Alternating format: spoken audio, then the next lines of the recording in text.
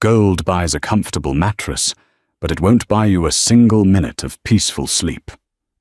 Most men out here in the Wyoming Territory figured that out a decade too late.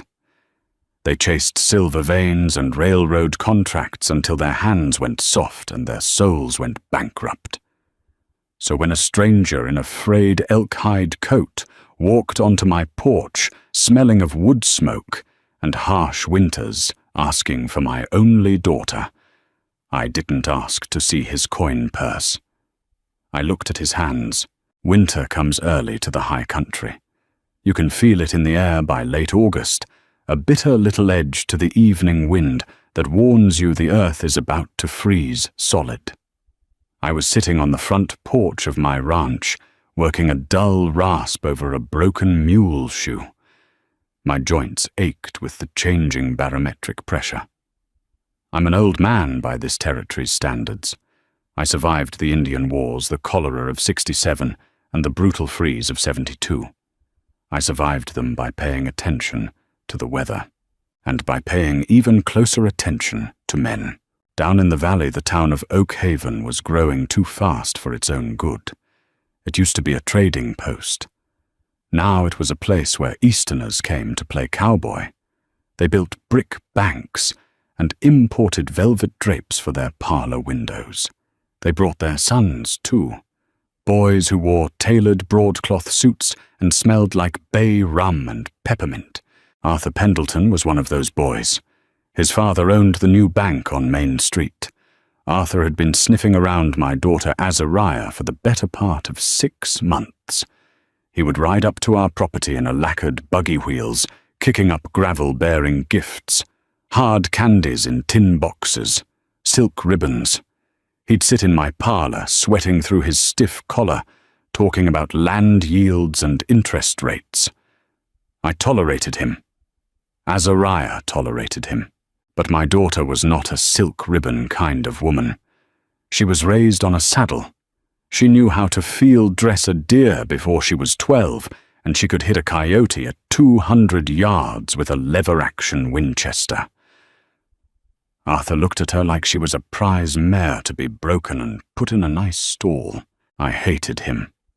But I kept my mouth shut.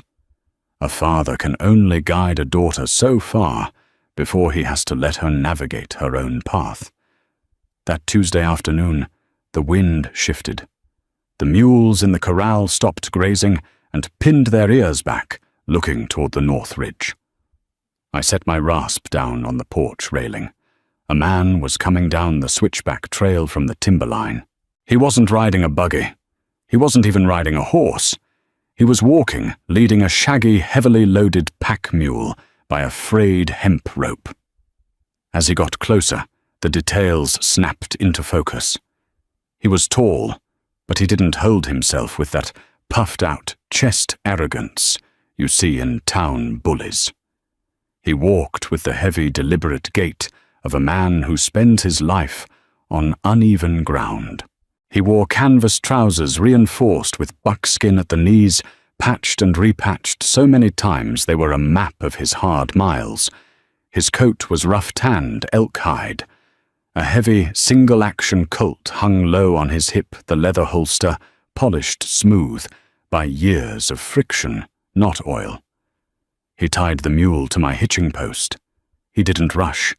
He ran a hand down the mule's neck, calming the animal, before turning to face the porch. "Afternoon," he said. His voice was like a shovel scraping across gravel. Low, quiet. "State your business," I replied, leaning back in my rocking chair. I didn't offer him a seat. He took off his hat. It was a battered felt thing stained with sweat and snowmelt. His hair was dark, shaggy, curling around his ears. He had a face carved out of hardwood. Lean cheeks, a strong jaw, and eyes the color of a winter sky, pale, clear, and unflinching. A nasty scar hooked down from his left temple, disappearing into his collar. Bear, maybe. Or a very angry man with a knife. "My name is Curtis Holt," he said. He stayed at the bottom of the steps. He didn't presume to come up onto my porch. That was the first mark in his favor. I trap up on the high ridges. Beaver mostly. Martin when I can find them. I know what a trapper is, I said. I don't buy furs. You want the mercantile in town. I didn't come to sell furs, Mr. Bailey. I stopped rocking. I looked at him hard. Then what did you come for? Curtis shifted his weight. He didn't look down at his boots. He kept his eyes locked on mine. I came to speak with you about your daughter. The silence stretched. A red-tailed hawk screamed somewhere over the canyon. I let the silence hang there, heavy and thick, to see if he would squirm. Men hate silence. They usually try to fill it with nervous chatter or bluster.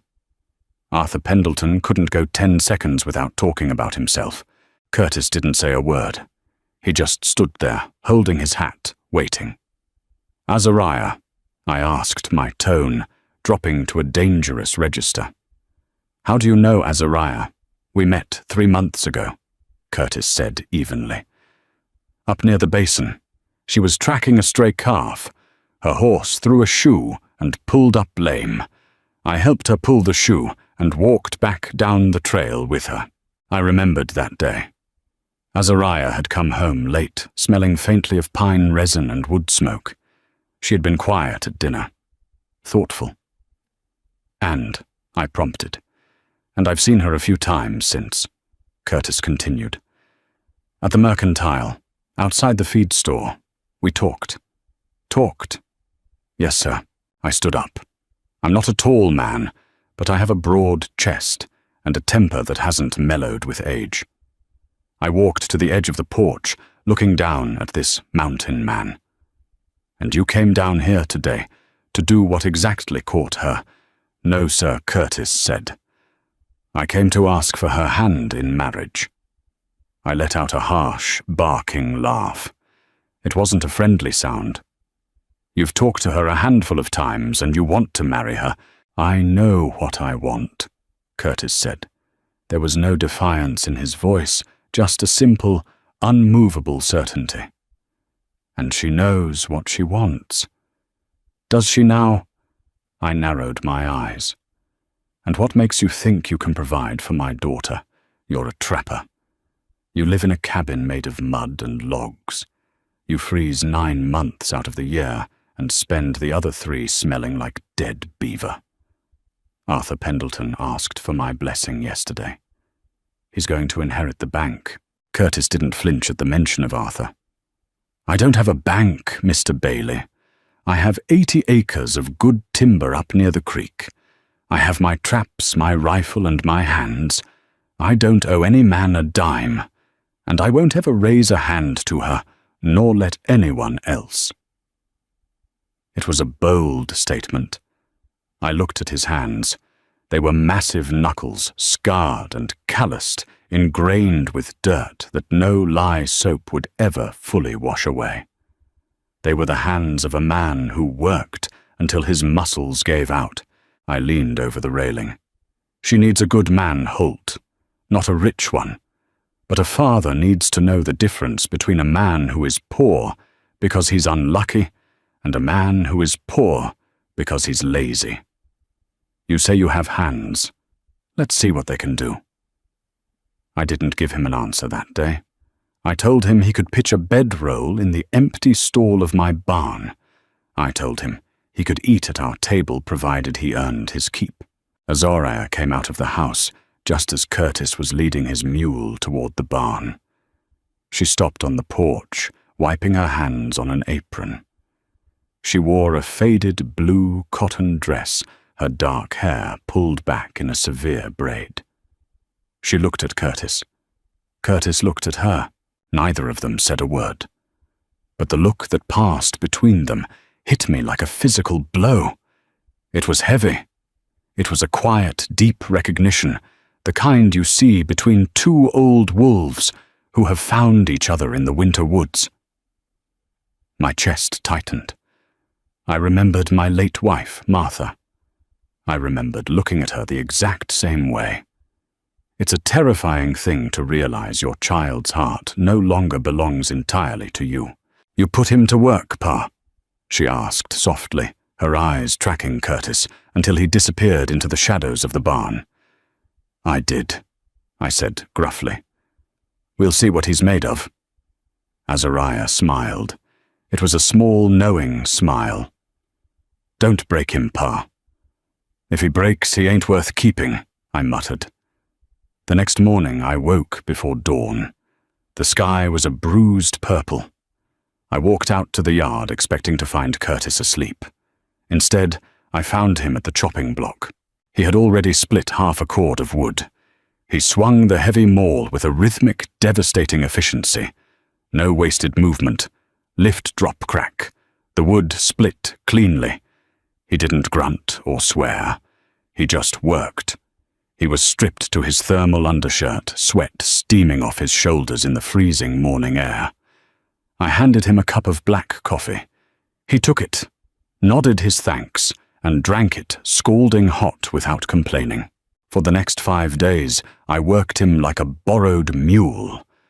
We rebuilt the southern fence line, digging post holes through ground that was more rock than dirt. The iron digging bar jarred our shoulders with every strike. I watched him closely. Some men work hard when the boss is looking and lean on their shovels when he turns away. Curtis's pace never changed. He worked with a grim, relentless focus. When he hit his thumb with a framing hammer, a solid, sickening whack that would have made most men throw the tool and curse God, he just wrapped a dirty rag around it, tightened his jaw and picked the hammer back up. He didn't talk much. I liked that. I'm sick of men who talk. He answered when spoken to, usually in 5 words or less. But I noticed the way he paid attention to the world. He noticed when the water trough was low and filled it without being asked. He noticed that the hinges on the barn door shrieked, and he quietly greased them with bacon fat. And I noticed the way Azariah watched him. She didn't swoon or flutter around him. She brought us plates of beef and beans at noon. She would hand him his plate. Their fingers would brush for a fraction of a second. That was it. But the air around them felt like the second before a lightning strike. On Thursday evening, Arthur Pendleton showed up. We were sitting on the porch. Curtis was sitting on the bottom step, meticulously cleaning his colt. I was smoking my pipe. Azariah was inside, washing dishes. Arthur's buggy rolled into the yard. He tied his sleek bay horse to the rail. He was wearing a grey tweed suit, a silver pocket watch chain draped across his vest. He looked at Curtis, the way a man looks at a dead skunk in the road. "Evening, Josiah," Arthur said, stepping up onto the porch, completely ignoring Curtis. "Arthur." I nodded. "I brought something for Azariah," he said, pulling a small velvet-wrapped box from his pocket. "A little trinket from Denver. Is she inside?" "She is." Arthur glanced down at Curtis. Curtis was methodically oiling the cylinder of his revolver. "You hire a new drifter, Josiah?" Arthur asked, a sneer curling his lip. "Usually you have better standards. This one smells like he crawled out of a badger hole." Curtis didn't stop cleaning his gun. He didn't look up. He just kept wiping the oiled rag over the blued steel. I took a slow drag from my pipe. "Curtis ain't a hired hand. He's a guest," Arthur scoffed. He smoothed his lapels. "Well, charity is a Christian virtue, I suppose. I'll just go inside and see Azariah." He stepped toward the door. "She's tired, Arthur," I said quietly. Arthur stopped. He looked at me, his smile slipping slightly. "It's only 7 o'clock, Josiah. I just want to give her this gift." Before I could answer, the screen door pushed open. Azariah stepped out, wiping her wet hands on a towel. She looked at Arthur. Then she looked down at Curtis. "Hello, Arthur," she said. There was no warmth in it. It was the tone you use to address a bill collector. "Azariah." Arthur beamed, stepping forward. He held out the velvet box. "I brought you something." to match your eyes." Azariah didn't take the box. She crossed her arms. "I appreciate the thought, Arthur, but I don't wear jewelry. You know that. It catches on the saddle horn." Arthur's face flushed. His pride was stinging, and men like Arthur didn't handle wounded pride well. He needed someone to kick, and I was her father, so he couldn't kick me. He turned his attention back to the man on the bottom step. "You should take it," Arthur insisted, his voice tightening. "It's worth more than this vagrant will make in a decade trapping rats." The crickets stopped chirping. The silence that fell over the porch was heavy and suffocating. Curtis slowly placed the cylinder back into his revolver. He snapped it shut with a sharp metallic click that echoed in the quiet yard. He slid the gun into his holster and finally looked up at Arthur. Arthur stood a few inches taller, puffed out in his expensive suit, but he suddenly looked very small. "Mr. Pendleton," Curtis said, his voice entirely devoid of anger. It was calm, almost gentle.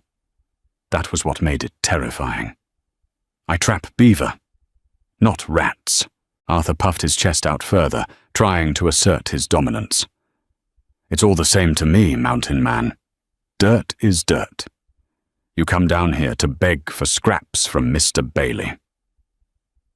"Arthur, that's enough," Azariah snapped, stepping forward. Curtis held up a hand, stopping her. He stood up. When he straightened to his full height, he blocked the fading sunlight. He walked slowly up the single step to stand on the porch eye to eye with Arthur. "I don't beg," Curtis said. "I work. I bleed for what I have. Your father built a bank. Good for him." "What did you build?" Arthur's face went crimson. "I don't have to explain myself to a filthy vagrant. I am a gentleman." "A gentleman," Curtis repeated softly.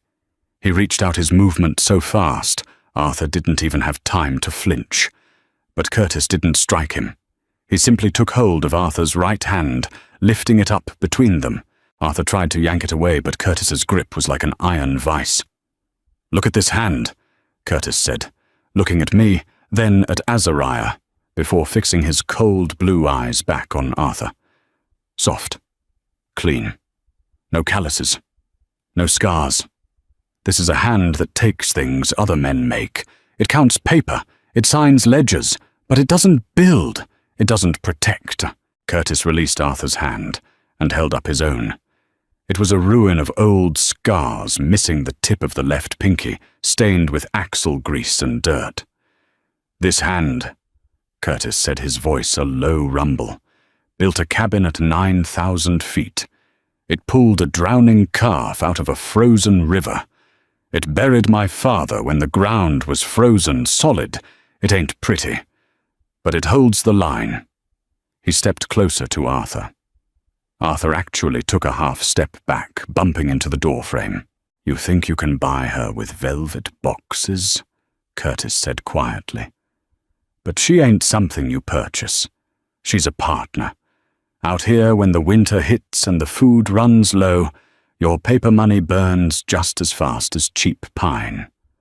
When the fever comes, a gold coin won't fetch water from the well.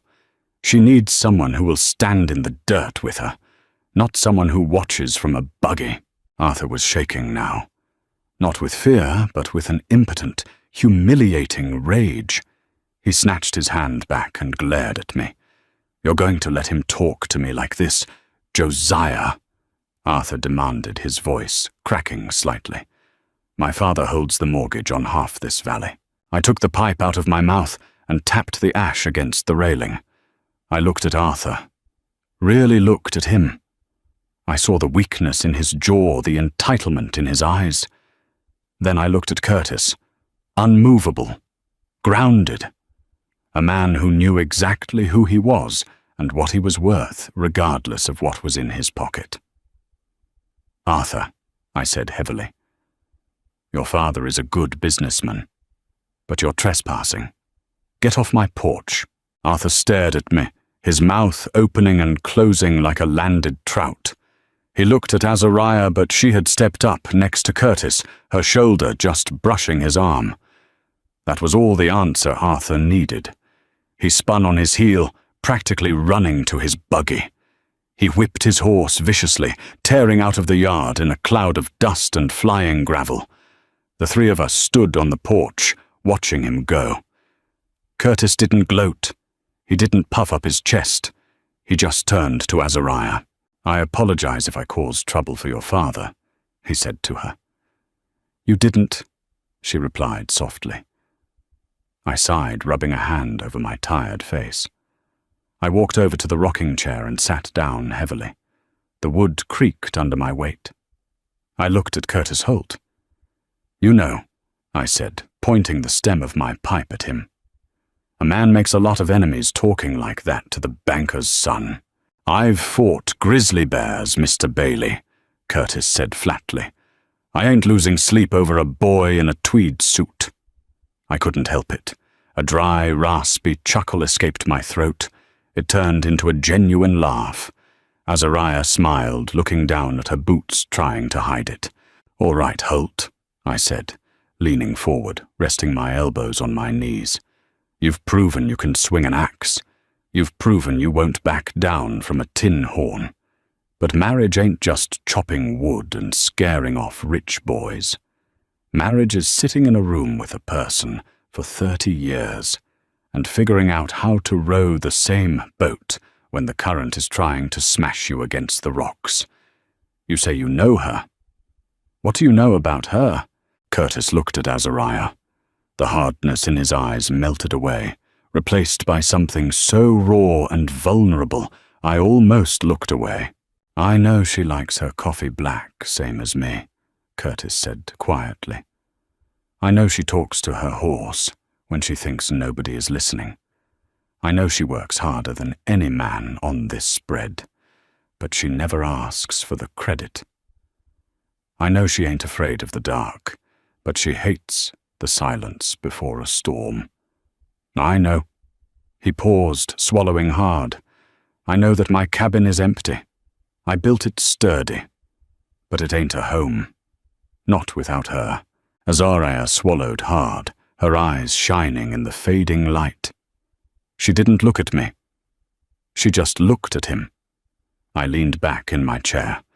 The wind picked up, rustling the dry leaves of the cottonwood tree in the yard. I had asked God for a lot of things over the years. Mostly rain and for cattle prices to go up. But the one thing I prayed for every night was that my daughter would find a man who saw her. Not as property, not as a prize, but as a person. I struck a match on the sole of my boot and relit my pipe. "Tomorrow," I said, puffing the tobacco into a glowing red cherry, "we're fixing the roof on the smokehouse. If you survive that, Holt, we'll talk about a dowry, though I suspect you won't take a dime from me anyway."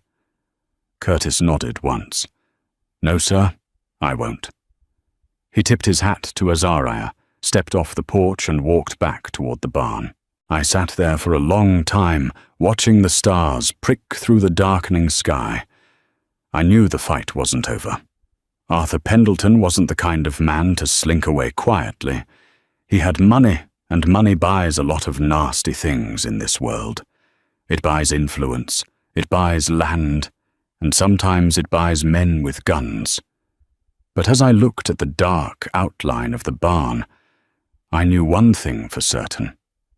Arthur Pendleton had a bank, but I had a mountain man, a gun you can shoot back at. A piece of paper with a banker's signature just bleeds you slow. I learned that lesson the hard way, a week after Arthur Pendleton left my porch in a cloud of wounded pride. Men like Arthur don't settle scores with their own fists. They use the machinery of the town to do their crushing for them. It started on a Tuesday. I drove the wagon down to Oakhaven to pick up my winter order of alfalfa and oats. I've done business with Bailey's Feed, no relation, for 12 years. We operated on a handshake and a ledger book. I bought on credit in the fall, paid in full after the spring cattle drive. When I walked into the feed store, old man Bailey wouldn't look me in the eye. He was rearranging tins of axle grease with shaking hands. "I can't load your wagon." "Josiah," he muttered to the floorboards. I leaned against the counter.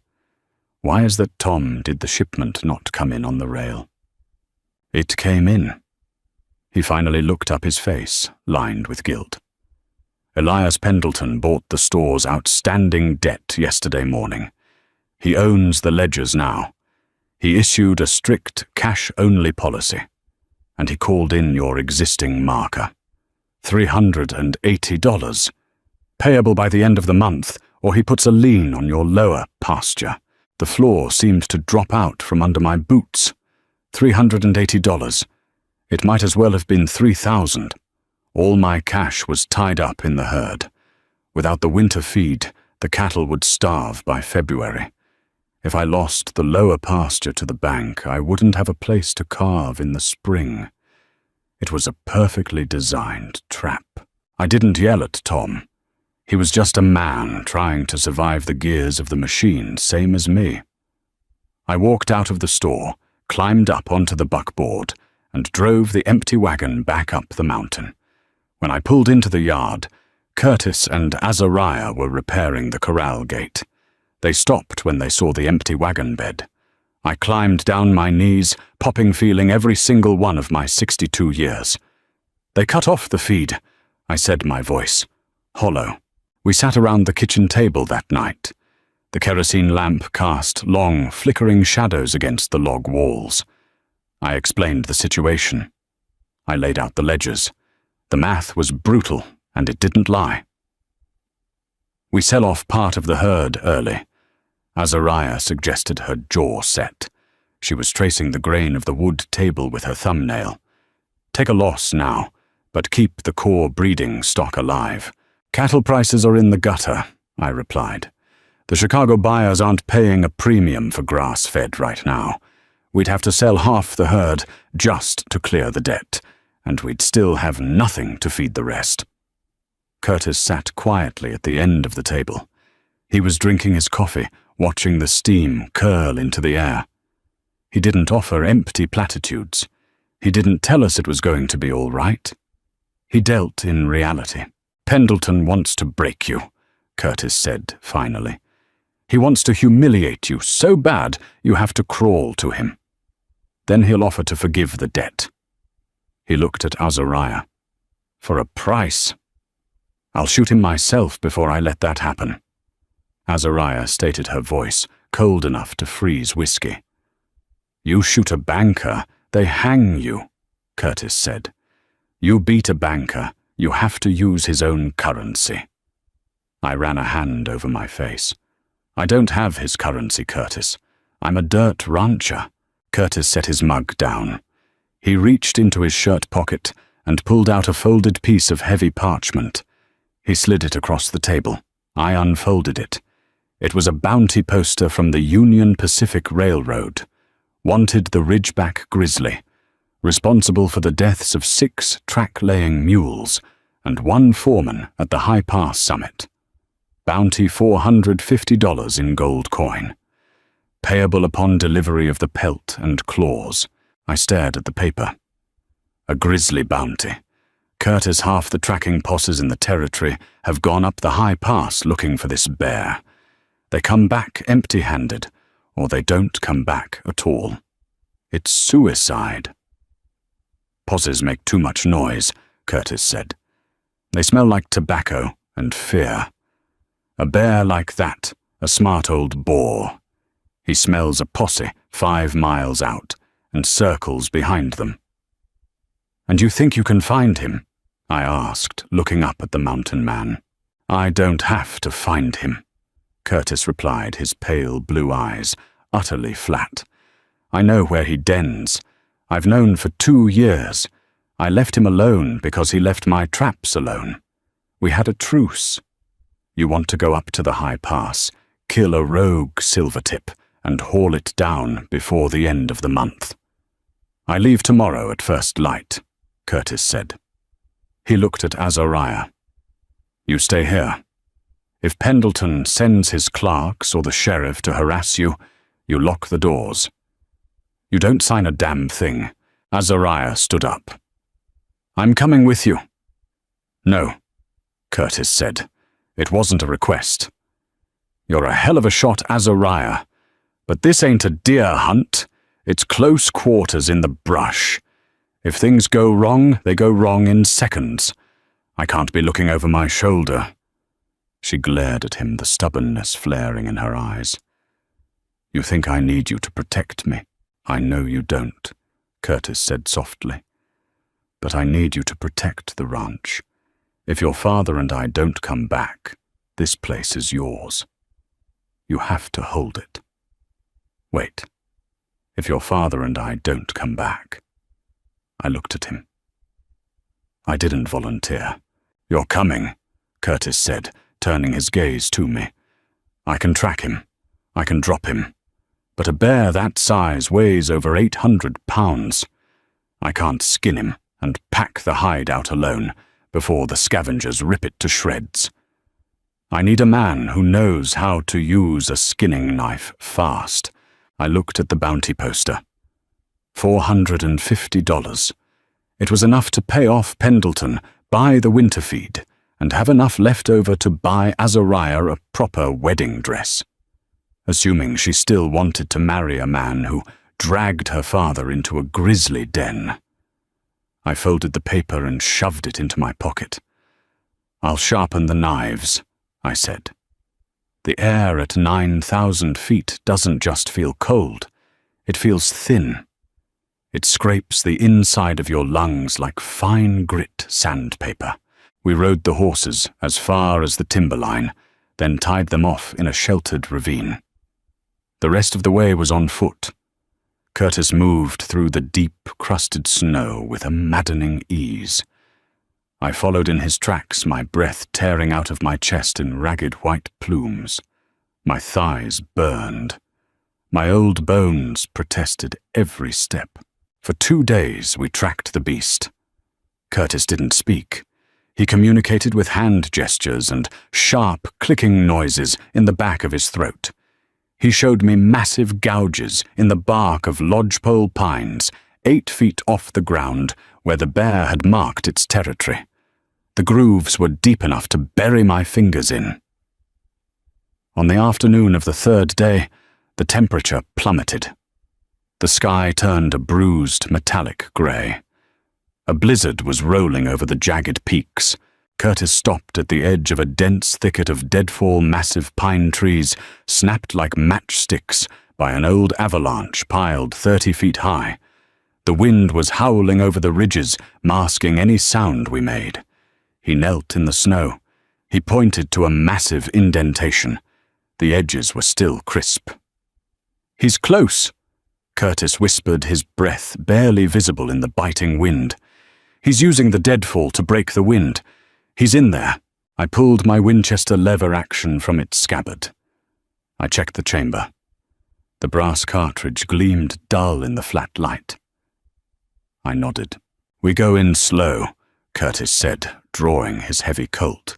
He carried a Sharps buffalo rifle slung across his back, but in this tight brush, a long rifle was useless. He needed a weapon he could swing fast. "Keep your eyes on the shadows. If he charges, don't aim for the head. The skull is 3 inches of bone, it'll deflect a bullet. Aim for the front shoulder. Break the shoulder, break his stride." We slipped into the maze of dead timber. It was like stepping into a graveyard. The twisted trunks formed a dark, claustrophobic tunnel. The stench hit me first. It smelled like rotting meat, wet fur, and musk. It was thick enough to taste. We moved inch by inch. My heart was hammering against my ribs so hard I thought it might crack them. I've faced Comanche raiding parties in my youth, but this was different. Men make mistakes. Nature just kills you. A twig snapped. It sounded like a cannon shot in the tight space. It didn't come from in front of us. It came from above. I looked up. The bear wasn't hiding in the brush. He had climbed the avalanche debris. He was perched on a massive, horizontal trunk directly over our heads. He didn't roar. He just dropped. 800 pounds of muscle and claws hit the ground between me and Curtis. The impact shook the snow from the surrounding trees. Up close, the beast was a nightmare of silver-tipped fur and malice. His eyes were small black and completely devoid of fear. He lunged at me. I didn't even have time to raise the rifle to my shoulder. I fired from the hip. The Winchester bucked a deafening crack in the enclosed space. The bullet tore a chunk of bark off a tree 2 inches from the bear's snout. I levered the rifle frantically, but the bear swiped a massive paw, slapping the barrel of my gun aside with the force of a runaway train. The Winchester flew from my grip, my fingers going numb from the shock. The bear reared up on its hind legs, towering over me. I could see the yellowed, broken teeth. I smelled the rancid copper of old blood on its breath. I froze. I was a dead man. Bang! A heavy slug slammed into the bear's ribcage. The beast roared a sound that vibrated the fillings in my teeth and spun toward Curtis. Curtis stood 10 feet away, his Colt leveled. He didn't retreat. He cocked the hammer back with his thumb and fired again. Bang! The bullet struck the bear's thick shoulder. The animal dropped to all fours and charged Curtis like a freight train. Curtis fired a 3rd time, hitting the beast in the chest, but it didn't even slow down. The momentum carried the bear directly into him. Curtis tried to dive sideways, but the bear's massive head caught him in the ribs. I heard the sickening crunch of bone snapping. Curtis was thrown backward, crashing hard into the dead branches. His gun slipped from his hand and vanished into the deep snow. The bear was on top of him. "Curtis!" I screamed. I scrambled through the snow, frantically searching for my rifle. I found it half buried. I yanked it free, clearing the snow from the action. The bear had Curtis pinned. It raised its massive jaws, preparing to crush his skull. Curtis didn't scream. He didn't panic. With his left arm, the only one not pinned beneath the beast's weight, he reached down to his boot. He pulled a 9-inch Bowie knife. As the bear drove its jaws downward, Curtis thrust the blade upward with every ounce of his remaining strength. He buried the steel straight into the soft flesh under the bear's jaw, driving it deep into the throat. Blood erupted in a dark, hot geyser, spraying over Curtis's face and chest. The bear thrashed wildly, a gargling, horrific sound tearing from its ruined throat. It swung a heavy paw, raking across Curtis's chest, shredding his heavy coat and the skin beneath. I finally got my footing. I rushed forward, pressing the muzzle of the Winchester directly against the base of the bear's skull. I didn't care about bone thickness at this range. I pulled the trigger. The back of the bear's head exploded. The massive animal collapsed dead before it hit the ground, pinning Curtis beneath a mountain of fur and muscle. I dropped the rifle and dropped to my knees, digging my boots into the snow. I grabbed the bear's thick pelt and heaved. The dead weight was unbelievable. I strained until black spots danced in my vision, slowly rolling the carcass off Curtis's crushed body. Curtis lay in the snow. His face was a mask of crimson blood. His chest was torn open, 4 deep parallel cuts, oozing red into the white snow. His breathing was shallow and ragged, a wet, rattling sound accompanying every inhale. I pulled my bandana from my pocket and pressed it hard against the deepest gouge on his chest. "Don't you die on me, Holt!" I gasped, my hands shaking violently. "You hear me? You don't get to die on me." "Not after this," Curtis coughed. A bubble of blood formed on his lips. He blinked his pale blue eyes, trying to focus on my face. He didn't look at the dead bear. He didn't look at his own ruined chest. He looked at me, a weak, grim shadow of a smile touching his blood-stained lips. "Start skinning, Josiah." He rasped his voice, barely a whisper against the howling wind. "We're losing the light. Skinning an 800-pound grizzly in a blizzard is not work for a frightened man. It is a butcher's nightmare. The wind tore through the deadfall packing ice into the seams of my coat, while my hands worked purely on muscle memory. You have to work fast before the carcass freezes solid, turning the fat and muscle into iron. I dragged the heavy blade down the bear's belly, the thick hide resisting every pull. Steam rose off the exposed meat, carrying that terrible suffocating stench of wild musk and copper. My fingers were completely numb. Every few minutes I had to stop and press my hands against my own neck, just to restore enough feeling to grip the bone handle. Curtis lay against a rotting pine log, wrapped in my heavy wool blanket. I had bound his chest tightly with shredded shirts, trying to hold his ribs together and stop the bleeding, but the fabric was already soaking through, freezing into a stiff, dark crust. He drifted in and out, mostly out. When his eyes fluttered open, they were glazed, unfocused. "Stay with me, Holt," I grunted, hacking through the thick cartilage connecting the bear's massive front claws. The railroad bounty required the hide and the claws. I wasn't leaving $450 in the snow. It took me 2 hours to separate the hide. It weighed over 100 pounds on its own. I rolled it tight, binding it with hemp rope. Getting Curtis down the mountain was worse than killing the bear. He couldn't sit a saddle. I cut 2 thick lodgepole pines and rigged a crude travois, lashing it to the saddle horn of my mare. I dragged Curtis onto the webbing of ropes and blanket, securing him as best I could. The journey down the switchbacks took 14 hours. Night fell like a heavy iron lid. The temperature dropped past 0. The wind screamed through the canyons, erasing the trail, leaving me to navigate by the silhouette of the ridge and the blind instinct of my frozen horse. Every time the travois jolted over a hidden rock, a low, ragged groan would tear out of Curtis's throat. Those sounds will haunt me until the day they put me in the ground. By the time we hit the valley floor, the snow had stopped, replaced by a brutal, crushing stillness. My horse was staggering. I was walking beside her, my left hand gripping her mane just to keep myself upright. We crested the final rise just before dawn. The cabin came into view. A single kerosene lamp burned in the front window. Before I even reached the corral, the front door threw open.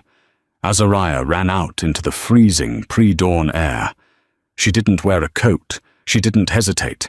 She took one look at the bloody travois and sprinted across the frozen yard. She didn't scream. She didn't collapse into hysterics. My daughter is made of rawhide and iron. "Pa!" She gasped, sliding to her knees beside the travois. She placed her bare hands on Curtis's pale, freezing face. Curtis, can you hear me?" His eyes remained shut. His breathing was a terrible, rattling wheeze. "Help me get him inside," Azariah ordered. It wasn't a request.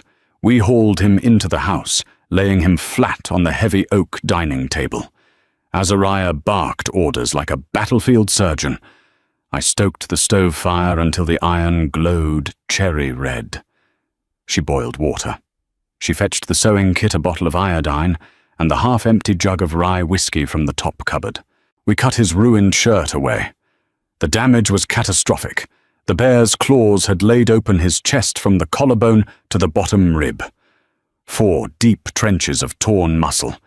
It was a miracle his lungs hadn't been punctured. "Hold his shoulders down," Azariah said, her voice completely stripped of emotion. It was a terrifying, beautiful focus. I leaned my weight on Curtis's shoulders. Azariah uncorked the iodine and poured it directly into the open wounds. Curtis's back arched off the table. A raw, guttural scream ripped from his throat, his eyes flying open in blind agony. I bore down with all my strength, my boots slipping on the floorboards. "I know," Azariah whispered, fiercely, tears finally spilling hot and fast down her cheeks, though her hands never trembled. "I know it hurts. Stay here. Don't you leave me, Curtis Holt." She threaded a heavy needle with black silk suture. She didn't hesitate. She began to sew, pulling the shredded flesh back together, pushing the needle through thick skin, pulling the thread tight. 1 stitch. 2. 10. Curtis passed out again from the pain which was a mercy. I stood there, watching my daughter stitch this mountain man back together, piece by torn piece. Her hands were covered in his blood. She didn't wipe them. She just kept working her jaw set, fighting a war against the grave, right there on my kitchen table. When she finally tied off the last stitch, the sun was fully up, casting pale winter light across the bloody floorboards. Azariah dropped the needle into a tin cup. She slumped into a chair, buried her face in her bloody hands, and finally wept. I walked over and placed a heavy, tired hand on her shoulder. "He'll hold," I said quietly. "He's a stubborn bastard." She nodded against her hands. I left her there, sitting vigil beside him. I walked out to the yard. The pack mule was still tied to the rail, loaded with the frozen, rolled-up hide of the ridgeback grizzly. I untied the beast and led it toward the barn. It was time to pay the banker. Gold coins have a distinct weight. When you drop them on a mahogany desk, they sound heavy. They sound like leverage. I rode into Oak Haven at noon. I didn't wash up. I still wore my heavy canvas coat, stained dark with bear blood and trailing the sharp, pungent scent of raw musk. The townsfolk stepped off the wooden boardwalks as I walked past, giving me a wide berth. My first stop was the Union Pacific Rail office. The station agent, a nervous little man with spectacles, took one look at the massive severed bear claws I threw on his counter and practically tripped over himself, unlocking the strongbox. He counted out $450 in heavy gold eagles. I put the coins in a canvas sack. I grabbed the rolled-up bounty poster. Then I walked across Main Street to the brick facade of Pendleton's Bank. The lobby was warm. It smelled of lemon oil cigar smoke and expensive cologne. A teller tried to stop me at the counter, stammering something about closing hours. I ignored him, pushed past the swinging wooden gate, and kicked open the frosted glass door to Elias Pendleton's private office. Elias was sitting behind a massive desk. He looked exactly like an older, slightly wider version of Arthur. And Arthur was sitting in a leather wing-back chair in the corner, holding a porcelain teacup.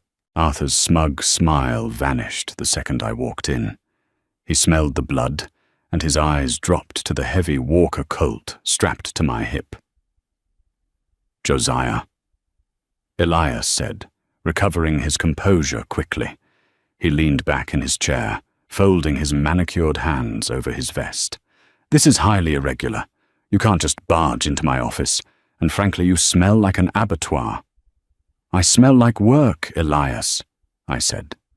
My voice was raspy from the cold and the smoke. I walked up to his pristine desk. I reached into my coat and pulled out the heavy canvas sack. I didn't set it down gently. I slammed it onto the mahogany surface. The impact rattled his silver inkwell. $380, I said flatly, plus whatever predatory interest you tacked on for the week. The ledger for Bailey's feed. Elias stared at the bag, momentarily thrown off balance. He looked at Arthur, who was suddenly very interested in the pattern of the Persian rug. "Where did you get this kind of capital, Josiah?" Elias asked, his eyes narrowing. "You don't have this in your accounts." I reached into my pocket, pulled out the crumpled, blood-stained Union Pacific bounty poster, and tossed it onto the bag of gold. "Curtis Holt paid it," I said. I turned my head, slowly locking eyes with Arthur. The boy actually shrank back into the leather upholstery. The mountain man, the vagrant, He walked up to the high pass and killed the ridgeback grizzly with a 9-inch knife while it was crushing his ribs. He paid the debt. Elias untied the sack. He saw the gold eagles gleaming inside. His face tightened into a mask of bitter disappointment. He had wanted my land. He had wanted to break me. "Count it," I ordered. Elias didn't count it. He knew I wouldn't cheat him. He pulled a ledger from his drawer, dipped a fountain pen into his inkwell, and scratched his signature across the page. He tore the receipt out and slid it across the desk. "Your debt is settled, Mr. Bailey," Elias said coldly. "Don't ever try to squeeze me again, Elias," I said, leaning over the desk, my face inches from his. "Because the men I ride with don't use pens to settle their grievances." I took the receipt, turned my back on the bankers, and walked out. The ride back to the ranch felt different. The air was still biting cold, but the oppressive weight that had been crushing my chest for a week was gone. I had my land. I had my herd. When I opened the front door of the cabin, the smell of wood smoke and roasting coffee greeted me. Curtis was awake. He was still lying on the table, propped up on a pile of feather pillows. His chest was heavily bandaged in white linen. He looked pale, gaunt, and entirely exhausted, but his eyes were clear. Azariah was sitting in a chair beside him. She was holding a cup of hot broth, carefully feeding it to him with a wooden spoon. When she saw me, a genuine, radiant smile broke across her tired face. I walked over and tossed the bank receipt onto Curtis's lap. He picked it up with a shaking hand, reading the elegant, cursive signature. A small, raspy chuckle escaped his lips, quickly followed by a wince of pain. "I reckon old man Pendleton didn't like the smell of that money," Curtis whispered. "He took it all the same," I said, pulling off my heavy coat. I looked down at the mountain man. He had saved my life up in that deadfall. He had saved my ranch. He had bled for my family before he was even part of it. I pulled up a chair and sat down heavily. "Holt," I said, looking him dead in the eye, "you still want to marry my daughter?" Curtis looked at Azariah. She stopped stirring the broth. She held his gaze, her dark eyes shining in the lamplight. She didn't look away, and neither did he. "More than I want to draw breath, Mr. Bailey," Curtis said softly. "Then you have my blessing," I told him. "And you don't owe me a damn dime for a dowry." They were married 3 weeks later. We didn't have a big ceremony in town. Curtis couldn't stand for more than 10 minutes anyway. We had the circuit judge ride out to the ranch. Curtis wore a clean cotton shirt, unbuttoned at the top to accommodate the thick bandages. Azariah wore her mother's simple wool dress. She didn't wear a veil. She looked him in the eye when she took her vows, her voice steady and clear. They moved up to his cabin in the spring once the snow melted, and his ribs finally knitted back together. He expanded the place, building a solid stone chimney and a proper porch. I sit on my own porch now, smoking my pipe, watching the seasons turn. Men still chase gold down in Oakhaven. They still buy velvet boxes and worry about interest rates. But when the winter wind howls through the canyons and the snow piles up against the window panes, gold won't keep a fire burning. A woman needs a man who can stand in the dirt. A man who won't break when the storm hits. She needed a good man, and by God she found one. If this story of grit, loyalty, and frontier justice struck a chord with you, don't let it ride off into the sunset. Hit that like button to show your support.